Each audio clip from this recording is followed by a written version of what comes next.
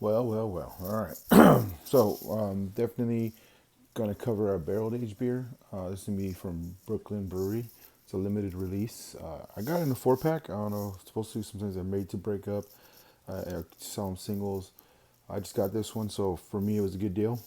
It's a limited release. It's called Black Ops Barrel Aged Stout, looking at 11.5. And so what I do look for are things other than Goose Island that aren't always super concentrated on heavy bodies, or at least just a straight up stout without a bunch of complexity in them.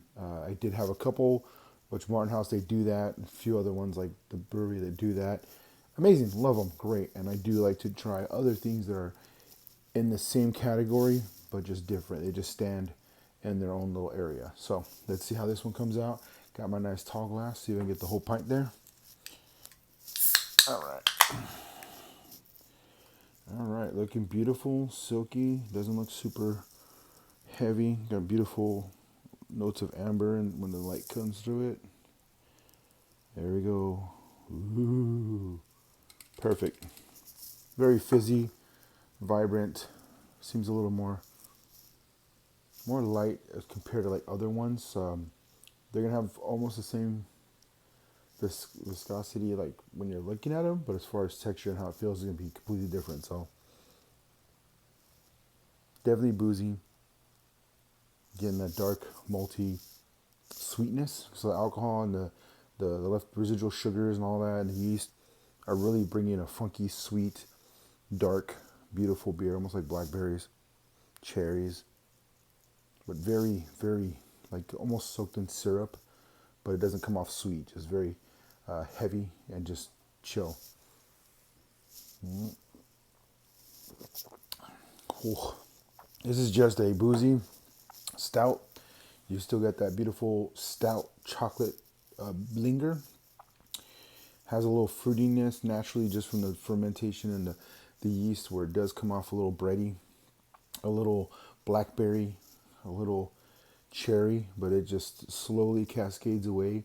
And so then you're left with more of the fruit notes, but it's still very savory, very enjoyable. It doesn't feel too heavy and too toasty like a Rasputin. So it's barreled aged, got that sweet boozy thing going on, got the funk going on, got the little fruit notes that seem like dark fruits in there, but it comes together and then it just like goes away, and then you had a nice little burn at the end. Which my one problem is with alcohol is I handle this. So I love the spiciness so that it kicks off. Definitely having it in a glass really gets things going while you're sipping. Don't just put it there and be petite about it like that. You want to open, get that air to circulate in there. Really opens it up. Almost like a very savory, boozy Concord grape. Just so this is solid. This is for real stout lovers, real barrel aged, not something just like, oh, it's delicious and sweet and boozy. This is really the stout being elevated to have its complexities exposed and let it kick out, and then definitely bringing in alcohol. It just helps. I can't argue with it. So, Brooklyn Brewery had a couple of your beers. They're very more casual.